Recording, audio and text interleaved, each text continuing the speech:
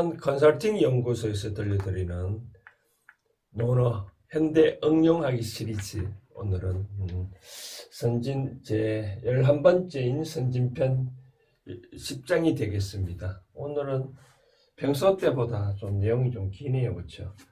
선진편은 선배들 쉽게 말해서 공자가 이제 첫 번째 장에 선배들이 이렇게 했다라고 한 거에서 시작되는데, 이 내용은 안년이 공자가 가장 아끼는 제자다 보니까 안년에 대해서 나중에 안년편도 있지만 안년에 대해서 좀 많이 나오네요. 오늘은 지난번에도 공자가 자기가 가장 아끼던 제자 안년이 이제 죽자 천상녀라 천상녀라 하늘이 나를 버렸구나라고 탄식하고 깊이 탄식하는 장면이 나오는데, 오늘 이제 안년이 죽고 난 다음에 이제 또 장사를 또 치러야 되겠죠. 그렇죠? 장사를 치를 때, 그러면 이제 가장 아끼는 제자였으니까, 그러면 안년을 장사를 어떻게 치러야 될까?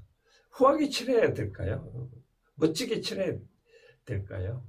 그래서 이제 공자는 그에 대해서 제자들한테 한마디 했네요. 읽어드린다면, 안년사 문인욕 후장지라 자활 불가이라.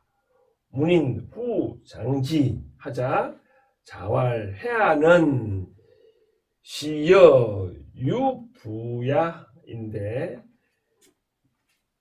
여는 부득시 유자이라. 비아야니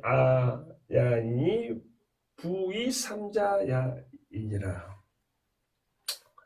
내용 보니까 재밌네요. 이 후하게 장사를 지내자고 제자들이 이제 말을 하니 공자는 안 된다라고 말을 했네요. 왜 그랬을까요? 한번 쭉 내용을 다시 해석해 드려볼까요? 안년이사 죽자 문인. 이때 문인이라는 말은 뭐 발음은 똑같겠지만 여기 문문자잖아요. 가문들이 이때 가문들이 뭐 쉽게 말해서 제자들이 뜻이겠죠. 그렇죠? 공자의 제자들이 안년도 같이 그 문도에 같이 있으니까 그 사람들이 막 장례를 치른 것 같아요. 그래서 욕하고자 했다. 뭐를 후하게, 뭐를 장례, 지는 안년을 뜻하겠죠. 그렇죠? 안년을 후하게 장사 지내고자 하니 자활. 이제 나오네. 통상 이제 우리가 논어 보면 자활만 뭐 시작되는데, 중간에 나오는 이 상황에 따라 자, 이제 드디어 공자께서 말씀하시네. 불가 안 된다. 그러자 문인들이 그럼에도 불구하고 후장치라 안년이 장례를 후하게 치렀네요. 그러자 이제 또 공자가 말하기를 이 회하는 아까 말한 안년을 말한 거죠. 안년은 시여유부야라. 뭐냐면 나를 봤다. 나를 대했다. 뭐를? 아버지처럼 안년은 나를 아버지처럼 그렇게 대했는데, 나는 부득시유자였다.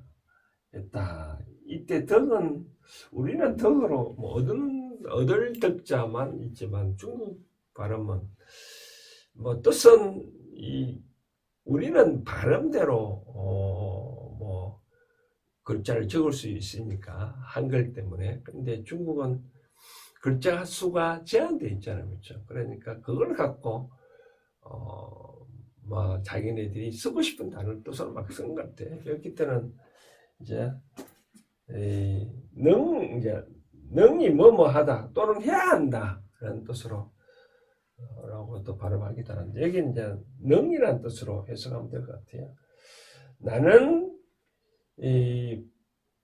대하지를 못했다. 자식처럼 대하지 못했다. 누구를? 생략됐네요. 그렇죠? 여기 뭔가 모르게 안년을 난 자식처럼 대하지를 못했다. 근데 자식처럼 대하지 못했는데 비아야라. 내가 그런 것이 아니라 부이삼자라. 너희들이 이삼자라면은 딱 2명, 3명이 아니라 여러 사람이라는 그런 뜻입니다. 그래서 물론 너희들이 한 것이다. 그러니까 공자는 자기 자식 리가 있었는데 리가 죽었을 때는 후하게 장사를 지내지를 않았거든요. 후하게 장사를 지내지는 안 했고 평범하게 장사를 지냈는데 그것처럼 좀 말이 좀 거쳐 그렇죠.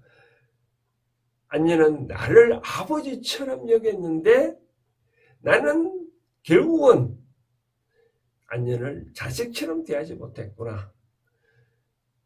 그런데 바로 너희들이 장년을 그런 식으로 칠했으니 내가 한 것이 아니라 너희들이 한 것이다 라고 말하네요. 공자는 그런 것 같아요. 장례를 치르더라도 참 안년은 참 삶이 어렵잖아요. 안 빈낙도 가난한 것을 오히려 즐거워 살았으니까 그에 맞게끔 장례를 치러야 되는데 이 같이 문도들이 공자 아끼는 제자라고 여기고 장례를 후하게 하지 말라 했는데도 불구하고 후하게 치르니까 밑에 제자들을 책망을 한 거죠. 왜 너희들은 안년은 나를 아버지처럼 여기는데 왜 너희들은 나를 자식처럼 여기지를 못하게 했느냐. 그렇게 책망한 것 같네요. 여기서 이제 제가 생각하고 싶은 거는 참 사실 그렇죠. 부모 입장이나 자식 입장이나 보면 저도 이제 주말에 평상시에는 이제 울산에서 고향에서 고향 사람들을 위해서 여러 가지 자문도 해주고 그들의 고충을 또 해결해주고 나이 많으신 분들을 위해서 뭔가 또 해드리고 있는데 그리고 이제 주말에 서울에 올라가면 이제 가정 식구들과 같이 식사를 하면 주로 이제 외식도 많이 하기도 하는데 내가 그네들을 위해서 밥을 사는 거는 아무 부담감이 없는데 이 자식들이 이 부모를 위해서 밥 사는 거 등등을 보면 마음이 좀 그래요. 물론 직장 다니고 돈을 벌지만 그것들 앞으로 해야 될 일이 많잖아요. 직장에 필요한 기술들을 닦을 위해서 어떤 그런 데 좀 투자를 하거나 그래야 되는데 유형에 쓴다든지 좀 그렇게 하면 좀 마음이 좀 아프거든요. 그렇게 맞게끔 행동을 공장의 기본적인 것 같아요. 자기가 부자면 부자대로 장례를 치러야 되고 또 부자가 또 장례를 또 후하게 안 치르면 좀 마음이 그렇잖아요. 그렇죠? 또 가난한 사람이 또 후하게 치르면 좀 이상하잖아요. 그렇죠? 그게 맞게끔 장례를 취하고 결혼식을 하더라도 그게 맞게끔 부자들은 물론 유명한 사람들을 다 저도 옛날에 보면 직장에서 보면 동료 중에 하나가 아버님이 부자인지 모르겠지만 소문에 되게 부자인 것 같아요. 그래서 서울 시내 호텔에서 결혼식을 올리고 할 때도 하객들을 초청할 때 일체 쉽게 말해서 축금을 요구하지 않냐고 그냥 무료로 식사를 대하는 거 보면 평범한 사람은 과연 호텔에서 결혼식을 치를 수 있을까요? 그렇게 할 수는 없겠죠. 그렇죠? 그러니까 그에 맞게끔 혼례를 하고 그에 맞게끔 장례를 하고 그에 맞게끔 행동을 해야 진정한 도리인데 그렇지 못하고 하는 것은 공자는 아무리 아끼는 제자를 하더라도 그러면 안 된다라고 단호하게 여기 불가라고 했잖아요. 자활 불가니라. 문인들이 이 가문들이 후하게 장례를 치러주고자 하는 것은 안 된다고 했잖아요. 그렇죠? 우리가 유교가 시커먼 송내의 주자 가래에 와서 그대로 따른 것이 허례의식을 그대로 주장했다고 한 건 아니고 공자는 아주 평범합니다. 일상생활에서 아주 생활에 지침을 내린 거죠. 그렇죠? 그런 거 보고 유교가 너무 고리타분하다니 그렇게 말을 많이 하는데 절대로 그렇지는 않았다. 2500년 전에 2300년 전에 공자가 이렇게 다 현실에서도 얼마만큼 많이 적용이 가능한 거죠. 그렇죠? 우리가 자식을 사랑한다 해서 행편이 아닌데도 불구하고 그렇게 해주는 거, 또 부모도 자식도 마찬가지죠. 그렇죠? 자기 행편에 안 맞는 부모한테 뭘 한다거나 또 사랑하는 사람을 위해서 최근에 신문에 보니까 외국에서 한국의 제주도를 여행을 간다고 할 때 드라마에 보면 그런 장면이 나오잖아요. 프로포즈 하는 장면 멋지게 그렇게 하고 싶어서 한국에 와서 그 장면을 그대로 프로포즈 하는 장면을 사진 찍고 싶어서 한다고 하는데 그만큼 능력이 되니까 하겠죠. 근데 모든 것을 다 만약에 능력이 안 되는 청춘남자들이 그렇게 하면 될까요? 그렇죠? 그러니까 행편에 맞는 절대로 어떤 의식을 해야 할 때 허례의식을 공자는 아주 싫어했습니다. 거기에 맞게끔 자기 아들이 리가 죽었을 때도 절대로 후하게 안 했거든요. 바로 그런 공자의 사상을 엿볼 수 있습니다. 자, 제가 길게 말씀을 안 드려도 충분히 여러분들은 이해를 하실 거라 생각을 합니다.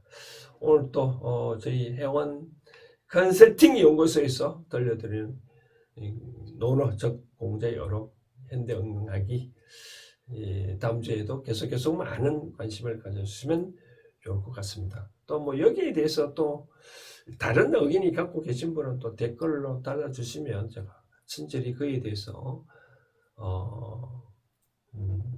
제 의견을 또 남겨드리도록 하겠습니다. 다시 한 번 더 정리를 하자면 예식은 그에 맞게끔 해야 된다. 그거는 장례뿐만 아니라 결혼식도 마찬가지고 부모가 자식 얘기를 막 자식이 부모뿐만 아니라 사랑하는 사람도 부부 간에도 마찬가지입니다. 자기 행편에 맞는 대로 해야 된다라고 말씀을 드리고 싶습니다.